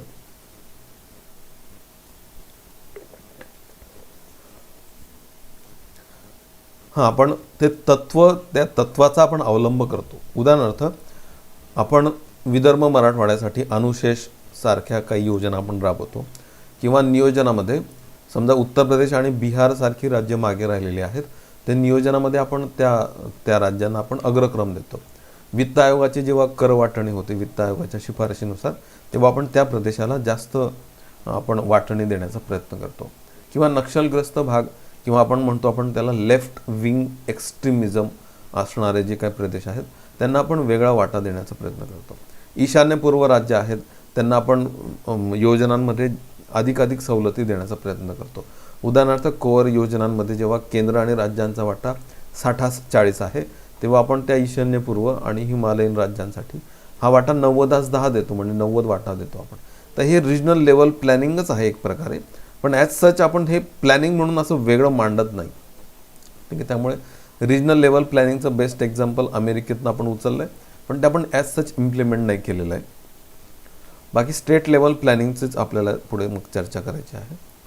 यावर आधारित काही प्रश्न आपल्याला बघता येतात. उदाहरणार्थ STM मेन्स 2016चा प्रश्न आहे. क्षेत्रीय नियोजनाची सुरुवात करणारा अमेरिका हा पहिला देश आहे. बरोबर आहे. आणि त्याचं बेस्ट एक्झाम्पल म्हणजे टेनेसी खोरे रिजनल लेवल प्लॅनिंगचं. राष्ट्रीय नियोजनाची म्हणजे नॅशनल लेवल प्लॅनिंग याची बीजे बोल्शेविक क्रांतीमध्ये सापडतात. बोल्शेविक आणि मेन्शेविक ही दोन पक्ष होते आपल्याला माहिती आहे रशियामध्ये. आणि मेन्शेविक हे डावीकडे जरी असले तरी थोडेसे मध्ये कुठेतरी डायल्यूट होणारा पक्ष होता. पूर्णपणे डावीकडे झुकणारा पक्ष बोल्शेविक होता आणि लेनिन त्याचं प्रतिनिधित्व करत होता. आणि क्रांती जेव्हा झाली तेव्हा बोल्शेविक क्रांती त्याला म्हणतात आणि बोल्शेविक जिंकले त्याच्यामध्ये. आणि त्याचं रिप्रेझेंटेशन करणारा नंतरचे नेता आहेत मग स्टॅलिन. तर इथे म्हणजेच सोव्हिएत रशिया, तर त्याच्यामध्ये ही राष्ट्रीय नियोजनाची बीजे सापडतात. बरोबर आहे. विधान बरोबर आहे. का आहे भारतामध्ये क्षेत्रीय नियोजनाची सुरुवात 1976 पासून झाली. हे वर्ष ॲज सच आपल्याला टाकताच येत नाही खरं तर, कारण रिजनल लेव्हल प्लॅनिंग असं आपण तत्वच अवलंबलेलं नाही आहे रादर. त्यामुळे आणि बरोबर येतं याच्यामध्ये. पहिला पर्याय आपल्याला निवडता येतो. आणि बरोबर आहेत. तर आपण पहिल्या नियोजन आयोगापासून सुरुवात करूया. 15 मार्च 1950ला नियोजन आयोग स्थापन झाला. याआधी आपण गणराज्याचा पहिला अर्थसंकल्प जॉन मथाई यांनी 28 फेब्रुवारी 1950ला सादर केला होता. आणि म्हणजे घटना लागू झाल्यानंतरचा. आणि 28 फेब्रुवारीच्या या बजेटमध्ये त्यांनी नियोजन आयोग स्थापन करण्याची शिफारस केलेली, रादर घोषणा पण केलेली. आणि तसा नियोजन आयोग आपण 15 मार्च 1950ला स्थापन केलेला. पंडित नेहरू दिसतात आपल्याला. त्यांच्या राईट हँड साईडला गुलझारीलाल नंदा बसलेले आहेत. ते पहिल्या नियोजन आयोगाचे उपाध्यक्ष. इकडे लेफ्ट हँड साईडला CD देशमुख आहेत आणि इतर नियोजन आयोगाचे सदस्य पण इथे बसलेले आहेत. तर नियोजन आयोगाची पहिली बैठक 28 मार्चला झालेली आणि या नियोजन आयोगाने नंतर प्लॅनिंग करायला सुरुवात केली. ठीक आहे. नॅशनल लेवल प्लॅनिंग आहे ना, सगळं दिल्लीत ठरतं आहे.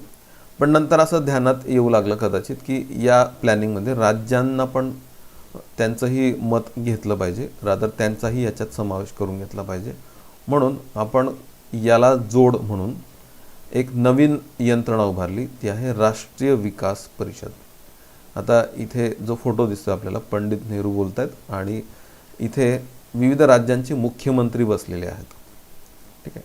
तर जेव्हा नियोजन आयोगामध्ये नियोजन आयोग, त्याचे अध्यक्ष स्वतः पंतप्रधान, उपाध्यक्ष आणि एक निवडक कॅबिनेट मंत्री आणि काही सदस्य जे विविध तज्ज्ञ असतील ते त्याच्यामध्ये असायचे. पण जेव्हा आपण राष्ट्रीय विकास परिषद विचारात घेतली तर त्याच्यामध्ये नियोजन आयोगाचे सदस्य असणारच, म्हणजे त्याच्यामध्ये स्वतः पंतप्रधान, कॅबिनेट मंत्री, स्वतः नियोजन आयोगाचे उपाध्यक्ष, प्लस त्याच्यामध्ये सर्वात महत्त्वाचे घटक असतील ते राज्यांचे मुख्यमंत्री. आणि ही नवीन यंत्रणा, तिला म्हटलं गेलं राष्ट्रीय विकास परिषद, नॅशनल डेव्हलपमेंट काउन्सिल. आणि ही काउन्सिल 6 ऑगस्ट 1952ला निर्माण करण्यात आली. आणि जे नॅशनल लेवल प्लॅनिंग आहे त्याच्यामध्ये हे नॅशनलच होतं, पण मुंबईचं मत घेतलं जाऊ लागलं. म्हणजे राज्यांचं मत, विविध सर्वच राज्यांचं मत घ्यायला सुरुवात झाली. म्हणजे थोडं आपण कुठेतरी बाँड्रीवर आलो, थोडंसं अगदीच सेंट्रलाइज नाही, थोडं आपण खाली आलो त्या लेवल्समध्ये. ठीक आहे. राष्ट्रीय विकास परिषदेचं काम मुख्यतः, किंवा रादर नियोजन आयोगाचं काम बघूया आपण. नियोजन आयोग नियोजन आखणार, नियोजनाचा आराखडा बनवणार. हा आराखडा कसा बनवायचा, की दादा तिने काय काम करायचं, तर सगळ्यात महत्त्वाचं म्हणजे देशातले स्त्रोत शोधायचे. स्त्रोत हा महत्त्वाचा शब्द. स्त्रोत, रिसोर्सेस. कुठले कुठले स्त्रोत आहेत? नैसर्गिक स्त्रोत आहेत. कोळसा, डिझेलपासनं तर टॅक्स कलेक्शनमध्ये गोळा होणारा पैसा, हे सगळे सोर्सेस आहेत, हे सगळे रिसोर्सेस आहेत. आणि नंतर मग आणखी सगळ्यात महत्त्वाचं रिसोर्स कुठलं आहे, तर ह्युमन कॅपिटल, मानवी भांडवल. तर हे सगळं गोळा करायचं, ते एकत्र आणायचं आणि त्यापासून उत्पादन मिळवायचं, अर्थव्यवस्थेला उपकारक ठरणारं. हे महत्त्वाचं काम नियोजन आयोगाचं. आणि हे करताना एक प्लॅनड ॲप्रोच ठेवायचा. काय इनपुट्स दिले तर काय आउटपुट मिळेल, हा जो काय प्लॅन ॲप्रोच आहे तो डेव्हलप करणे, हे नियोजन आयोगाचं काम. मग राष्ट्रीय विकास परिषदेचं काम काय, तर नियोजन आयोगाने जे काही बनवलं त्याला अंतिम मान्यता देणारी ही यंत्रणा. इवन राष्ट्रीय विकास परिषद जेव्हा जेव्हा नियोजन आयोग नियोजनाचा आराखडा बनवेल तेव्हा त्यात परीक्षण करण्याचं, त्यात दुरुस्ती सुचवण्याचं, त्यात आणखी नवीन काही ॲडिशन सुचवण्याचं काम राष्ट्रीय विकास परिषद करेल. आणि पुन्हा तो म्हणजे प्लॅन असं होतं की प्लॅन नियोजन आयोग बनवेल, नंतर त्याचा मसुदा राष्ट्रीय विकास परिषदेला सादर करेल. राष्ट्रीय विकास परिषद त्याच्यात सूचना सुचवेल, सुधारणा सुचवेल, ते पुन्हा नियोजन आयोगाकडे जाईल. नियोजन आयोग परत त्याच्यात सुधारणा करेल, पुन्हा मग ते परत राष्ट्रीय विकास परिषदेकडे येईल. राष्ट्रीय विकास परिषद त्या नियोजनाला अंतिम मान्यता देणार. अंतिम मान्यता दिल्यानंतर त्या पद्धतीने नियोजन आयोग हा अहवाल केंद्र सरकारला सादर करणार. केंद्र सरकार त्या पद्धतीने प्लॅन करणार. तर राष्ट्रीय विकास परिषद हे प्लॅनिंग याला मान्यता देणारी यंत्रणा. तर 6 ऑगस्ट 1952ला ही यंत्रणा अस्तित्वात आली. काही सोपे प्रश्न बघता येतील आपल्याला. STI मेन्सला 2019ला विचारला गेलेला प्रश्न, की भारत सरकारने मार्च 1950मध्ये नियोजन आयोगाची स्थापना टिंबटिंब यांच्या अध्यक्षतेखाली केली. जवाहरलाल नेहरू अर्थातच. किंवा 2012 STI मेन्सचा प्रश्न आहे, टिंबटिंबला पंचवार्षिक योजनेच्या अंतिम आराखड्याला आकार देण्यासाठी राष्ट्रीय विकास परिषदेची स्थापना करण्यात आली. तर तारीख पण लक्षात नाही राहिलेत, वर्ष जरी लक्षात राहिलं तरी उत्तर देता येईल. 6 ऑगस्ट 1952. ठीक आहे. राष्ट्रीय विकास परिषद अंतिम आराखड्याला आकार देण्यासाठी. ठीक आहे. अगदी व्यवस्थित टिपिकल शब्द त्यांनी वापरलेले आहेत. PSA कंबाईन पूर्व 2017चा प्रश्न आहे, राष्ट्रीय विकास परिषदेत नॅशनल डेव्हलपमेंट काउन्सिल पुढीलपैकी कोणत्या घटकांचा समावेश असतो? A पंतप्रधान, B अध्यक्ष वित्त आयोग, यांना इथे स्थान नाहीच आहे. मग C आहे केंद्रीय कॅबिनेट मंत्री जे नियोजन आयोगात सदस्य आहेत, आणि D राज्यांचे मुख्यमंत्री. तर A, B आणि D आपल्याला निवडायला लागतात. A, C आणि D. तर A, C आणि D चौथा ऑप्शन आपल्याला निवडायला लागतो. वित्त आयोगाचा संबंध नाही इथे, त्यामुळे चौथा ऑप्शन निवडायला लागतो. खूप प्रचंड प्रश्न विचारलेले त्याच्यावर मी निवडकच प्रश्न इथे तुम्हाला दाखवण्याचा प्रयत्न करतो, कारण ते सोपे आहेत म्हणून. तर हा प्रवास आपल्याला बघायचा आत्ता 51-52 पासून हा प्रवास सुरू होतो आणि साधारणतः आपल्याला नीती आयोगापर्यंत येऊन थांबायचा आहे. नीती आयोग जो 1 जानेवारी 2015ला स्थापन झालेला, तिथपर्यंत आपण येऊन थांबतो. ठीक आहे, आपल्याला आता तेच बघायचं आहे. आपण नियोजन आयोगाबद्दल चर्चा केलेली, आत्ता एक प्राथमिक चर्चा आपण केली केवळ. आता आपल्याला बघायचं आहे नीती आयोगाबद्दल थोडी प्राथमिक चर्चा. ठीक आहे, संस्था आहे national institution for transforming India. तर डिसेंबर 2014 रादर 31 डिसेंबर 2014 प्लॅनिंग कमिशनचा शेवटचा दिवस आपण टाटा बाय बाय केलं त्याला आणि आपण नवीन एक यंत्रणा उभारायला सुरुवात केलेली. त्या यंत्रणेचं नाव आहे नीती आयोग. ठीक आहे, national institution for transforming India. आणि हा काय जो 65-70 वर्षांचा जो प्रवास होता, तो प्रवास थांबला प्लॅनिंग कमिशनचा आणि एक नवीन यंत्रणा आपण उभारायला सुरुवात केली. त्याच्याबद्दलच आपल्याला इथे नेमकी चर्चा करायची आहे. तारीख आपल्याला सापडते 1 जानेवारी 2015. ठीक आहे, 1 जानेवारी 2015ला नीती आयोगाची स्थापना झाली आणि या नीती आयोगाच्या पहिल्या बैठकीचा हा फोटो मी तुम्हाला दाखवण्याचा इथे प्रयत्न करतोय. UPSC प्री 2015चा प्रश्न आहे. भारत शासनाने टिंबटिंब ऐवजी नीती आयोग स्थापला आहे. तर ऑफकोर्स नियोजन आयोग चौथा ऑप्शन निवडायला लागतो. नियोजन आयोगाऐवजी नीती आयोग स्थापन केला आहे. किंवा PSA कंबाईन पूर्व 2019चा प्रश्न आहे. ए, नीती आयोगात नीती म्हणजे national institute for transforming India. ठीक आहे, तर इन्स्टिट्यूशन पाहिजे होतं तिथे, ऑफकोर्स इन्स्टिट्यूट झालेलं म्हणून ए ऑप्शन चूक येतो. बी, 1 जानेवारी 2015 रोजी त्याची स्थापना झाली, बरोबर, आणि पंतप्रधान या नीती आयोगाचे अध्यक्ष असतात. तर हे बी आणि सी बरोबर येतात. तर चुकीचे काय आहे विचारलं तर पहिला ऑप्शन निवडायला लागतो आपल्याला, ए चुकलेला आहे. तर आपण आता नीती आयोगाबद्दल बोलूया. नीती आयोग याच्यामध्ये पण साधारणतः अध्यक्ष आणि उपाध्यक्ष आहेतच. अध्यक्ष पंतप्रधान हे स्वतः अध्यक्ष असतात आणि उपाध्यक्ष हे महत्त्वाचं दैनंदिन कामकाज बघतात या संस्थेचं, नीती आयोगाचं. तर इथे आपल्याला अरविंद पनगारिया हे जेव्हा पहिल्या नीती आयोगाचे उपाध्यक्ष होते ते पण आपल्याला इथे दिसतात. ठीक आहे, आणि काही केंद्रीय कॅबिनेट मंत्री पण याच्यामध्ये सदस्य होते. तर नीती आयोग आणि नियोजन आयोग याच्यातला नेमका फरक आपल्याला इथे समजून घ्यायचा आहे. तो फरक एकदा समजला की आपल्याला तो फरक समजून घेण्याआधी ती मागची जी स्लाईड होती ती मुद्दाम दाखवली. कुठली स्लाईड? की आपण डाव्या अर्थव्यवस्थेकडून उजव्या अर्थव्यवस्थेकडे झुकतोय. ठीक आहे, हे महत्त्वाचा शब्द. त्यामुळे तुम्हाला आत्ता कळेल की नेमकं मला काय म्हणायचं आणि तो फरक नेमका कसा सांगायचा आहे ते. त्या फरकाकडे आपण जाऊया. तो फरक मी 2 कॉलम्समध्ये दाखवण्याचा प्रयत्न केला आहे. ठीक आहे, हा फरक बघताना महत्त्वाचं एक चित्र आपल्याला याच्यामध्ये सापडतं. ते चित्रच खरं तर महत्त्वाचं आहे. ते चित्र आहे की नियोजन आयोगामध्ये नियोजनाचा जो प्रवाह होता तो खाली ॲरो दिसतो आपल्याला, खाली जाणारा म्हणजे केंद्राकडून राज्याकडे असा जाणारा प्रवाह होता. म्हणजे केंद्र नियोजन बनवणार आणि त्या पद्धतीने केंद्र आणि नंतर मग राज्य आणि मग स्थानिक स्वराज्य संस्थांपर्यंत हे नियोजन पाझरणार असं अपेक्षित होतं. म्हणजे नियोजनाचा प्रवाह हा केंद्र ते राज्य असा होता. ठीक आहे, नीती आयोगामध्ये मात्र हा नियोजनाचा प्रवाह राज्याकडून केंद्राकडे होणं अपेक्षित आहे. मग हे कसं काय होणार, किंवा हे रादर हे कसं काय शक्य होणार आहे, किंवा यामागे नेमकी कोणती संकल्पना आहे ते मी आता इथे सांगण्याचा प्रयत्न करतो. इतर काही वाचू नका, फक्त याच चित्राकडे कॉन्सन्ट्रेट करा. मी ते प्रत्येक मुद्दे समजून सांगणार आहे. राज्य ते केंद्र असा प्रवाह आहे. तर डावी अर्थव्यवस्था जेव्हा असते, डावीकडे झुकणारी अर्थव्यवस्था असते, तिथे नियोजन हे केंद्रित असतं, केंद्रित. आणि जेव्हा ती अर्थव्यवस्था उजवीकडे सरकायला लागते तेव्हा नियोजन हे विकेंद्रीकृत व्हायला लागतं. विकेंद्रीकृत म्हणजे नियोजन हे खाली खाली सरकणं अपेक्षित आहे. ठीक आहे, नीती आयोगामध्ये बरं चला नियोजन आयोग. नियोजन आयोगामध्ये नियोजन करण्याचं काम नियोजन आयोग करत होती.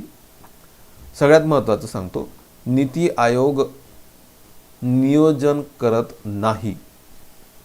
हा शब्द महत्त्वाचा लक्षात ठेवा, हे वाक्य लक्षात ठेवा. नीती आयोग नियोजन करत नाही. मग नीती आयोग काय करते? नवीन सिस्टीममध्ये नियोजन राज्यांनी आखणं अपेक्षित आहे. नियोजन दिल्लीने आखण्यापेक्षा मुंबईने आखणं अपेक्षित आहे. मग नीती आयोग काय करेल? नीती आयोग मुंबईला नियोजन आखण्यासाठी मार्गदर्शन करेल. नीती आयोग मुंबईला म्हणजे राज्यांना नियोजन आखण्यासाठी मार्गदर्शन करेल. कारण नीती आयोग हा एक थिंक टँक आहे. थिंक टँक प्रखर बुद्धिमत्ता, उच्च बुद्धिमत्ता आणि हा सगळा बर्ड्स आय व्ह्यू असणारी ती एक संस्था आहे. तिला कळतं की केंद्र स्तरावर काय नियोजन झालं पाहिजे, राज्य स्तरावर काय झालं पाहिजे आणि स्थानिक स्तरावर काय झालं पाहिजे. तर ती राज्यांना सल्ला देईल. It is a think tank. It is not a planning institution. Planning तिने करायचं नाही आहे. प्लॅनिंग कोणी करायचं आहे? आत्ता महाराष्ट्राने करायचं आहे. महाराष्ट्राने प्लॅनिंग कसं करायचं ते केंद्र सांगणार. उदाहरणार्थ केंद्र सांगणार की 67% लोकसंख्येला, म्हणजे नीती आयोग सांगणार समजा की 67% लोकसंख्येला अन्न सुरक्षा पुरवली गेली पाहिजे. हे नियोजन नाही, मार्गदर्शन. 67% लोकसंख्येला अन्न सुरक्षा पुरवली गेली पाहिजे. त्यातल्या 75% ग्रामीण क्षेत्रातल्या, 50% शहरी क्षेत्रातल्या लोकसंख्येला अन्न सुरक्षा पुरवली गेली पाहिजे असं विचार करून तज्ज्ञांनी समजा नीती आयोगाने सुचवलं.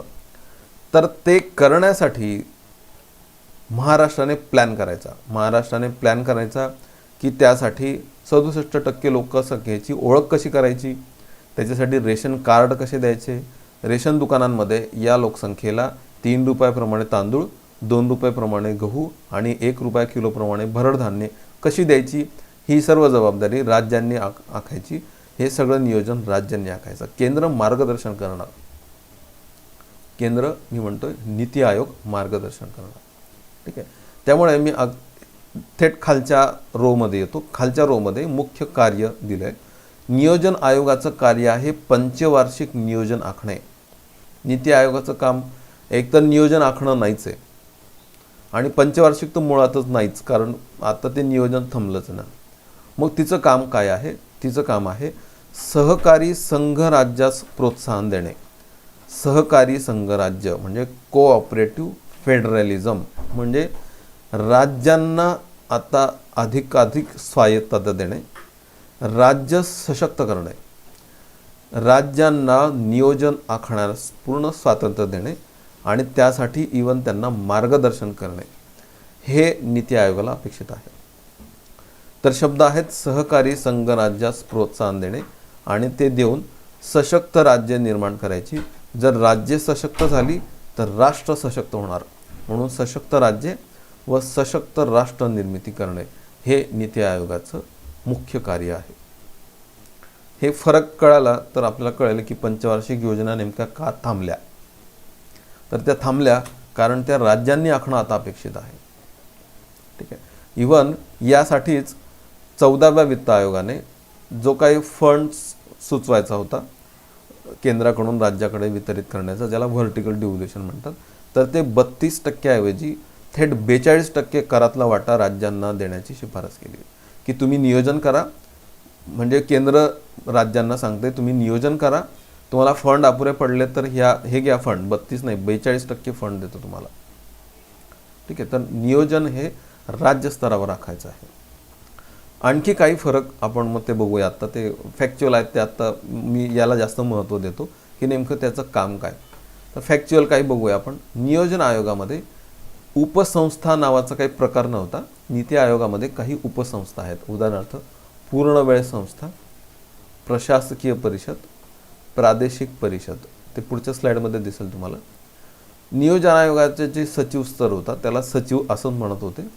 आत्ता त्याला मुख्य कार्यकारी अधिकारी, चीफ एक्झिक्युटिव्ह ऑफिसर, CEO असं म्हटलं जातं. नियोजन आयोगामध्ये पूर्णवेळ सदस्य जे होते ते सहसा 8 असायचे.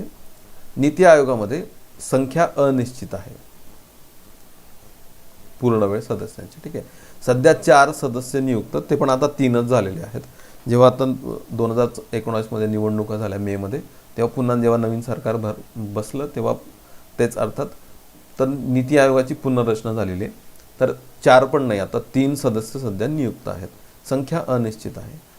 अर्धवेळ सदस्य, पार्ट टाइम मेंबर्स असं काही संकल्पनाच नव्हती नियोजन आयोगात. नियोजनात ते आहे आणि ते कमाल 2 असतील अशी तरतूद करून ठेवलेली आहे. अजून ते आपण काही नियुक्त नाही केलेले. पदसिद्ध सदस्य म्हणजे एक्स ऑफिशियो मेंबर जे आहेत नियोजन आयोगामध्ये, मंत्रिमंडळातून जसेच्या तसे साधारणतः कमाल 10 साधारणतः मंत्री हे जसेच्या तसे नियोजन आयोगामध्ये सदस्य राहत होते. इथे नीती आयोगामध्ये त्यांची संख्या निर्धारित केलेली की ती मॅक्झिमम 4 असतील. कमाल 4 मंत्री केंद्रीय मंत्रिमंडळातून इथे निवडलं जाईल. रादर या सरकारचा मोटो पण आपल्याला दिसतो की less government maximum governance minimum government. तर कमी लोक ते निवडताना दिसतात आपल्याला 4 मंत्री. विशेष आमंत्रित सदस्य नियोजन आयोगामध्ये नव्हते, इथे सापडतात आपल्याला नीती आयोगामध्ये. गडकरीजी हे नेहमी आपल्याला या गटामध्ये दिसतात विशेष आमंत्रित सदस्यांमध्ये. त्यांचा जो सल्ला असतो तो खूप मोलाचा असतो, ते पण उचलण्याचा प्रयत्न नीती आयोग करते. विशेष आमंत्रित सदस्य तर हे पण याच्यामध्ये आपल्याला सापडतं. नियोजनाचा प्रवाह मी म्हटलो, नियोजन आयोगामध्ये केंद्र ते राज्य आहे, पण नीती आयोगामध्ये राज्य ते केंद्र आहे. नियोजन आयोगाने बनवलेल्या प्लॅन पंचवार्षिक योजनेला अंतिम मंजुरी देण्यासाठी स्वतंत्र यंत्रणा होती, राष्ट्रीय विकास परिषद, ज्याच्यामध्ये राज्यांच्या मुख्यमंत्र्यांचा समावेश होता. याच्यामध्ये अशी यंत्रणाच नाही मुळे मंजुरी देणारी, कारण मंजुरी कशाला द्यायची ना, प्लॅनच नाही बनवणार तर मंजुरी कशाला द्यायची. त्यामुळे राष्ट्रीय विकास परिषद ही पण यंत्रणा आता बाद झालेली आहे, बंद झालेली आहे. नियोजन आयोगात प्रादेशिक जे प्रश्न आहेत, उदाहरणार्थ राज्यांमधले सीमा प्रश्न किंवा नद्यांचे प्रश्न, याला अल्प महत्त्व होतं नियोजन आयोगामध्ये. नीती आयोगामध्ये याला महत्त्व दिलेलं आहे आणि त्यासाठी प्रादेशिक परिषद स्थापन करण्याची पण शिफारस आपल्याला नीती आयोगामध्ये सापडते. नीती आयोगाची रचना आपण बघूया. पूर्ण वेळ जी संस्था आहे त्याच्यामध्ये अर्थातच अध्यक्ष हे स्वतः पंतप्रधान असतात. तर श्री नरेंद्र मोदी आता त्याचे अध्यक्ष आहेत नीती आयोगाचे. मागची जी टर्म होती 2014 ते 19, या टर्ममध्ये पण म्हणजे 14 पण नाही म्हणता येणार, 1 जानेवारी म्हणता येईल ना, 1 जानेवारी 2015. तर तिथनं तर मे 2019 पर्यंत पण तेच अध्यक्ष होते. आता अर्थातच ते आहेत. उपाध्यक्ष राजीव कुमार हे नीती आयोगाचे उपाध्यक्ष आहेत आणि ते खरं या आयोगाचं दैनंदिन काम समन्वय बघतात. आधी अरविंद पनगारिया होते, आता राजीव कुमार आहेत. आणि मुख्य कार्यकारी अधिकारी अमिताभ कांत हे आहेत. ठीक आहे, आधी जी नीती आयोग स्थापन झालेला तर आपल्याला माहिती आहे की शेवटच्या नियोजन आयोगाच्या ज्या सिंधुश्री खुल्लर या सचिव होत्या, त्या जशाच्या तशा नीती आयोगाचे मुख्य कार्यकारी अधिकारी म्हणून नियुक्त झाल्या. पण मग त्यांच्यानंतर मग अमिताभ कांत हे आता मुख्य कार्यकारी अधिकारी आहेत सचिव स्तरावरचे. नंतर पूर्ण वेळ सदस्य आपण बघतो तर आधीच्या टर्ममध्ये 4 होते, आधी 2 होते, नंतर एक-एकची भर पडत गेली. तर आत्ता सध्या 3 आहेत. व्ही सारस्वत, रमेश चांद आणि व्ही के पॉल हे पूर्ण वेळ सदस्य आहेत आत्ता. ठीक आहे, चौथा एक सदस्य आहे ते विवेक देबरॉय. तर नवीन जी परत रिस्ट्रक्चरिंग झालं त्याच्यामध्ये विवेक देबरॉय यांना वगळण्यात आलं आहे. तर 3 सदस्य आहेत पूर्ण वेळ सदस्य, व्ही सारस्वत, रमेश चांद आणि व्ही के पॉल. पदसिद्ध सदस्य तर मी आत्ता सांगितलं की कमाल 4 मंत्री कॅबिनेट मंत्री हे इथे सदस्य असतात. तर सध्या कोण आहेत याच्यामध्ये सदस्य, तर राजनाथ सिंह, अमित शाह, निर्मला सीतारामन आणि नरेंद्र सिंग तोमर हे जे काही केंद्रीय मंत्री आहेत तर ते या नीती आयोगामध्ये सध्या पदसिद्ध सदस्य आहेत. अर्धवेळ सदस्य पण याच्यामध्ये तरतूद आहे, कमाल 2, पण ते अघोषित आहेत. आधी पण त्यांची घोषणा नाही झालेली, या टर्ममध्ये पण त्यांची घोषणा नाही झालेली. प्रशासकीय परिषद नावाची एक कन्सेप्ट पण याच्यामध्ये आहे की ज्याच्यामध्ये राज्यांचे मुख्यमंत्री आणि केंद्रशासित प्रदेश जे आहेत त्यांचे नायब राज्यपाल हे त्याच्यामध्ये असतील. या पद्धतीची एक प्रशासकीय परिषद निर्माण करण्याची पण तरतूद नीती आयोगामध्ये आहे. जसं तिकडे राष्ट्रीय विकास परिषद होती साधारणतः तसं स्ट्रक्चर आपल्याला इथे दिसतं.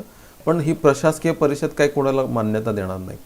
इवन राष्ट्रीय विकास परिषद नॅशनल डेव्हलपमेंट काउन्सिल ही नियोजन आयोगापेक्षा एक सेपरेट एंटिटी होती. इथे प्रशासकीय परिषद हा नीती आयोगाचाच एक भाग आहे. ठीक आहे, हा फरक आहे. हे दोन फरक आहेत राष्ट्रीय विकास परिषद आणि प्रशासकीय परिषद मधले. पुन्हा जर स्थानिक काही प्रश्न असतील राज्यांमधले तर प्रादेशिक परिषद स्थापन करण्याची पण तरतूद या रचनेमध्ये आहे. त्याच्यामध्ये राज्यांचे मुख्यमंत्री असतील, त्या स्पेसिफिक राज्यांचे किंवा केंद्रशासित प्रदेशांचे पण प्रश्न असतील तर त्यांचे पण नायब राज्यपाल असतील आणि ही परिषद गरजेनुसार स्थापन होईल.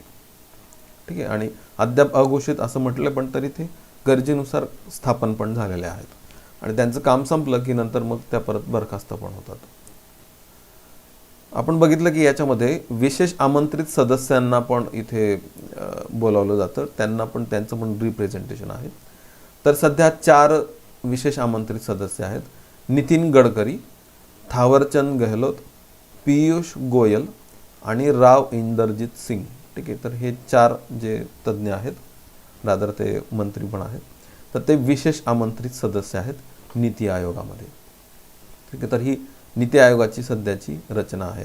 याच्या मागच्या टर्ममध्ये जे सदस्य होते त्याच्यावर किमान 3 ते 4 वेळा प्रश्न विचारले गेलेले आहेत. इवन UPSCमध्ये आणि MPSCमध्ये त्यांची नावं विचारले गेलेले आहेत किंवा ते कुठल्या पदावर कार्यरत आहेत ते विचारले गेले. तर ही स्लाइड आत्ता महत्त्वाची ठरेल पुढच्या काही परीक्षांसाठी.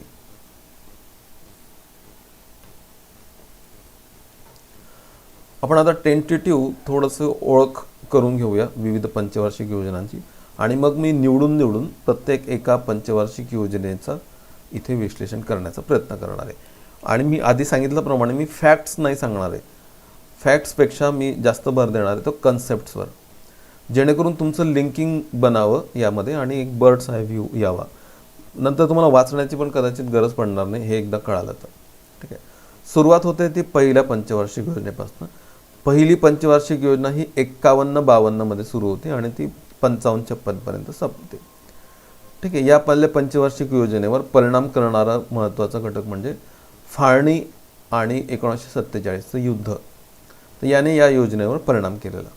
ठीक आहे, लिंकिंग करण्यासाठी हे मुद्दे थोडेसे उपयोगात येतात आपल्याला.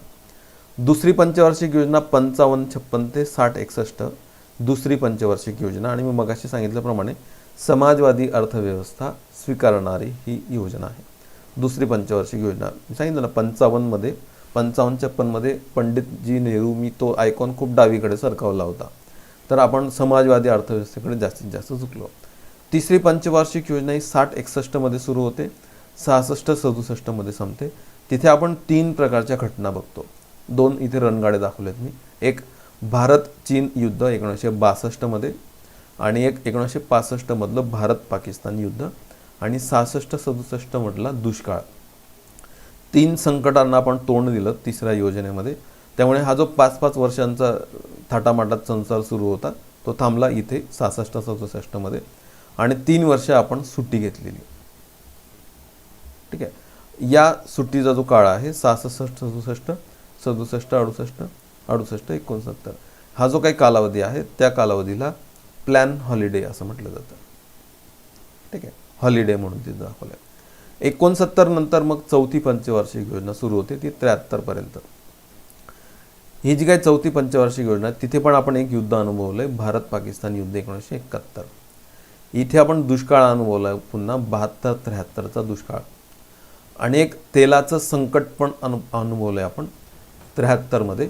एक योम किप्पूर वार नावाचं वार झालं होतं तिकडे इजिप्त साईडला. तर त्यानं परिणाम झालेला होता की तिकडनं येणारं पेट्रोल डिझेल येणं थांबलं होतं, व्यापार थांबला होता आणि त्याचा परिणाम 73 मध्ये खूप चलनवाढ झाली होती भारतामध्ये.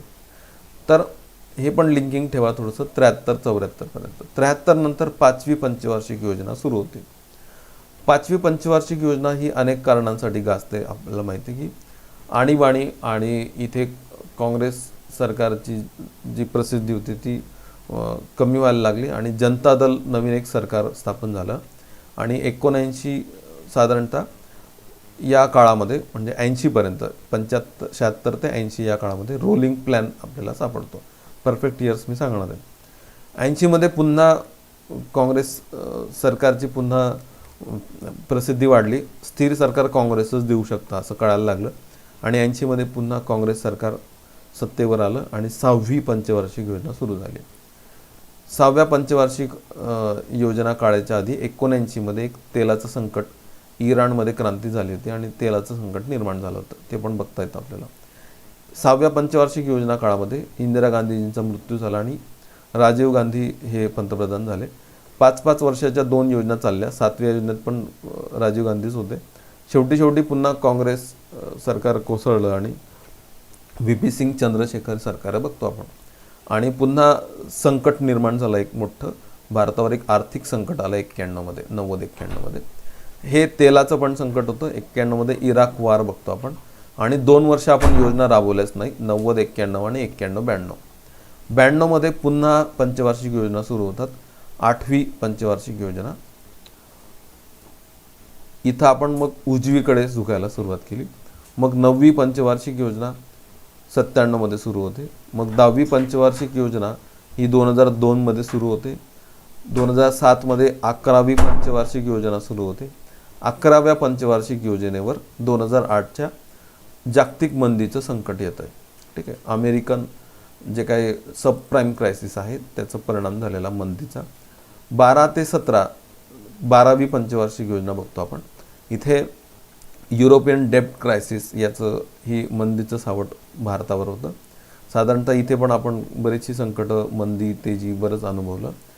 आणि 2015मध्ये एक नवीनच यंत्रणा उभं राहिली, नीती आयोग. आणि हा जो काही प्लॅनिंगचा प्रवास आहे तो शेवटचे श्वास घेत 2017मध्ये संपला. 2017मध्ये नियोजन संपलेलं आहे, केंद्रीय नियोजन ॲज सच. आणि 12वी पंचवार्षिक योजना संपलेली बघतो आपण. पुढील कालावधी हा आता नॅशनल डेव्हलपमेंट अजेंडा नावाने ओळखला जातो. ते वेगळ्या लेक्चर्समध्ये घेईल. आणि आत्ता नवीन पूर्ण जगावर करोना संकटाचं सावट आहे, ते पण आपण बघतोच. ठीक आहे, 2020 मधलं हे संकट. तर साधारणतः हा प्रवास सुरू होतो. हा प्रवासच आपल्याला अभ्यासायचा आहे. तर आपण सुरुवात करतो ते पहिल्या पंचवार्षिक योजनेपासून. काही चित्रांच्या स्वरूपात आपण ही हिस्ट्री पण बघण्याचा प्रयत्न करणार आहे. पहिली योजना पंडित नेहरूजी दिसतात आपल्याला. दुसऱ्या योजनेमध्ये पंडित नेहरू आणि महालनोबिस हे पण आपल्याला दिसतात त्याच्यामध्ये. दुसऱ्या योजनेचे ते शिल्पकर्ते म्हणून ओळखले जातात. तिसऱ्या योजनेमध्ये पंडित नेहरू ते बोलतात संयुक्त राष्ट्रसंघामध्ये ती भूमिका मांडतात आणि इवन इथे त्यांचा मृत्यू पण झालेला, 2 युद्ध पण बघितलेली आपण. हॉलिडे, प्लॅन हॉलिडे म्हटला की 2 नावं आपल्याला घ्यायला लागतात, नॉर्मन बोरलॉग आणि MS स्वामीनाथन. हरित क्रांतीची ही वर्ष होती, हे पण बघायचं आपल्याला. त्यानंतर 4थी पंचवार्षिक योजना म्हणजे इंदिरा गांधी सरकारचं एक राष्ट्रीयकरणाचा हा काळ आहे. जी समाजवादी अर्थव्यवस्था आपण 56मध्ये स्वीकारली, त्याला 69 नंतर आपण खूप प्रचंड गती दिलेली. तर 4थी पंचवार्षिक योजना सगळी बोलकी चित्र आहेत अगदी. 5वी पंचवार्षिक योजना याच्यामध्ये 74मध्ये सुरू झालेली 5वी पंचवार्षिक योजना. 2 स्फोट झालेले बघतो आपण, एक पोखरणमध्ये आणि दुसरा आणीबाणीच्या काळातला. ठीक आहे, 5वी योजना या दोन्ही कारणांसाठी गाजलेली. त्यानंतर रोलिंग प्लॅन म्हणजे सरकती योजना जनता दल काळामधली. मोरारजी देसाई दिसतात आपल्याला जनता दलाचे तेव्हाचे आणि पंतप्रधान पदाची ती शपथ घेताना दिसतात आपल्याला. रोलिंग प्लॅन बघतो आपण त्या काळातला. त्यानंतर 6वी योजना इंदिरा गांधी पुन्हा बहुमताने पुन्हा निवडून आल्या आणि 6वी योजना त्यांनी सुरू केलेल्या मोठ्या योजनांनी गाजते. 7वी योजना आपल्याला राजीव गांधी, त्यांच्या लेफ्ट हँड साईडला मनमोहन सिंग हे नियोजन आयोगाचे उपाध्यक्ष तेव्हाचे. तेव्हा वित्तमंत्री हे VP सिंग होते, पुढे जाऊन तेच पंतप्रधान होणार होते. आणि उजव्या हाताला नरसिंह राव दिसतात आपल्याला, ते नवीन भारताचे शिल्पकार त्या काळातले आणि त्यांची पण भूमिका नंतर आपल्याला वाढताना दिसते. नियोजन आयोगाची ही बैठक आहे 7व्या पंचवार्षिक योजना काळातले. नंतर वार्षिक योजना बघणार आहे आपण. 2 वार्षिक योजना, याच्यामध्ये आपण सगळ्यात महत्त्वाचं स्वीकारलं ते LPG, liberalisation, privatisation, globalisation. Narasimha Rao पंतप्रधान आणि मनमोहन सिंग अर्थमंत्री होते त्या काळातले. आणि एका नव्या भारताला आपण सुरुवात केली, उजवीकडे वळायला आपण सुरुवात केली. 8वी पंचवार्षिक योजना याच्यामध्ये आपण स्थिर स्थावर झालो. ठीक आहे, आपल्याला नरसिंहराव दिसत आहेत, मनमोहन सिंग दिसत आहेत आणि या काळामध्ये आपण ही अर्थव्यवस्था पूर्ववत आणण्याचा, जे संकट झालं होतं 91मध्ये आलेलं होतं त्याच्यातनं सावरण्याचा एक मॅक्रो इकॉनॉमिक स्टॅबिलायझेशन करण्याचा हा काळ होता. ठीक आहे, 8वी पंचवार्षिक योजना. 9वी पंचवार्षिक योजना म्हटली की आपल्याला वाजपेयीजी आठवतात. सर्व शिक्षा अभियान हे सर्वात मोठं अभियान आपण या काळात सुरू केलेलं. स्कूल चले हम याचा तो व्हिडिओचा स्क्रीनशॉट आहे. तर खूप मोठ्या योजना आपण रस्ते, शिक्षण, आरोग्याच्या या काळात सुरू झालेल्या बघतो. तर आपल्याला बघायची त्या काळातली 9वी पंचवार्षिक योजना. त्यानंतर 10वी पंचवार्षिक योजना म्हणजे पुन्हा सत्ता पलट झालेल्याचा कार्यकाळ आहे. सुरुवातीची 2002 ते 2004 ही वर्ष वाजपेयीजी आणि 2004 नंतर पुन्हा काँग्रेस सरकारकडे ही सत्ता आलेली आपण बघतो. आणि 1991 नंतर LPG सुरू करणारे जे अर्थमंत्री होते तेच त्यांच्याकडेच पंतप्रधान पदाची धुरा आली आणि तेच मग नियोजन आयोगाचे अध्यक्ष ठरल्यानंतर 10वी पंचवार्षिक योजना. 11व्या योजनेमध्ये आपल्याला हे सिंग द्वयी आढळतात, मनमोहन सिंग आणि मॉन्टेक अहलुवालिया नियोजन आयोगाचे उपाध्यक्ष. तर आपल्याला बघायची त्यानंतरची 11वी पंचवार्षिक योजना. 12व्या योजनेनंतर पुन्हा सत्ता पालट झालेला बघतो आपण. BJP सरकारकडे एक मोठी 10 वर्षाची सत्ता आपण आलेली बघतो. आणि सगळ्यात महत्त्वाचा माइलस्टोन म्हणजे 1 जानेवारी 2015 नवीन NDA सरकारने नियोजन आयोग ही यंत्रणा बरखास्त केली आणि नीती आयोग हे नवीन युगातलं नवीन एक आणखी उजवीकडे सरकणारं कोऑपरेटिव्ह फेडरलिझम हे तत्त्व स्वीकारणारं एक नवीन यंत्रणा उभारली, नीती आयोग. आणि आपण विकेंद्रीकरणाला आणखी राज्यस्तरावर नेऊन पोचवलं. हा प्रवास आपल्याला बघायचा आहे. हा प्रवास बघताना आपण खूप सारं शिकणार आहोत. राजकीय प्रवास घेणार आहोत आपण. राजकीय प्रवासाला अनुकूल असणारा किंवा त्या पठडीत बसणारे विविध प्रतिमान आपण शिकणार आहे. आणि ते प्रतिमान जर कळाले, मॉडेल्स आपल्याला कळाले की त्यानंतर फॅक्ट्स खूप गौण बाबी राहून जातात. ठीक आहे, ते आपोआप लक्षात राहतात. दादा त्या लक्षात ठेवण्याची गरज पण येत नाही. ठीक आहे, तर आज पुरतं आपण एवढंच बघणार आहोत. पुढच्या लेक्चर्समध्ये मी पंचवार्षिक योजना शिकवण्याचा तुम्हाला प्रयत्न करणार आहे. ठीक आहे, तर त्यासाठीची पार्श्वभूमी मी सांगण्याचा प्रयत्न केला. एक पंचवार्षिक योजना घेऊन मी सांगण्याचा तुम्हाला प्रयत्न करणार आहे. तर आज इथेच थांबूया आपण. Thank you so much. पुढचं लेक्चर कंटिन्यू करा जेणेकरून तुम्हाला ही पूर्ण सिरीज कळू लागेल. ठीक आहे, तर थांबूया आपण. Thank you so much.